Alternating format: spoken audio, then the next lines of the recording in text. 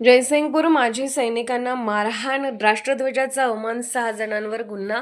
जयसिंगपूरमध्ये माजी सैनिकांना मारहाण केल्याची धक्कादायक घटना समोर आली आहे. सिद्धेश्वर मंदिराबाहेर माजी सैनिकांना काठी आणि हाताने मारहाण करण्यात आली. एवढंच नाही तर चारचाकी वाहनावर लावलेला राष्ट्रध्वज काढून त्याचा अवमान केल्याचा आरोपही करण्यात आला आहे. या प्रकरणी जयसिंगपूर पोलीस ठाण्यात 6 जणांविरोधात गुन्हा दाखल करण्यात आला आहे. रविवारी सायंकाळी 5च्या सुमारास जयसिंगपूर येथील श्री सिद्धेश्वर मंदिराबाहेर ही घटना घडली.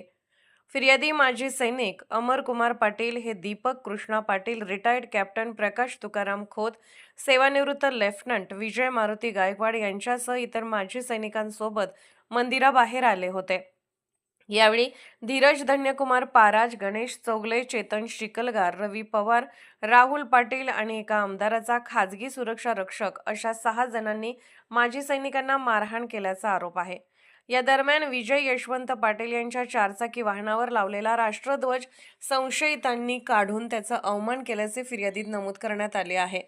तसेच याच काठीने फिर्यादी अमरकुमार पाटील आणि दीपक पाटील यांना मारहाण करण्यात आल्याचा आरोप आहे. या हल्ल्यात चारचाकी वाहनाचेही नुकसान झाले असून काठीने गाडीवर मारल्याने सुमारे 3,000 रुपयांचे नुकसान झाल्याचे पोलिसांनी दिलेल्या फिर्यादीत म्हटले आहे. या प्रकरणी अमरकुमार पाटील यांच्या फिर्यादीवरून जयसिंगपूर पोलीस ठाण्यात 6 जणांविरोधात गुन्हा दाखल करण्यात आला आहे.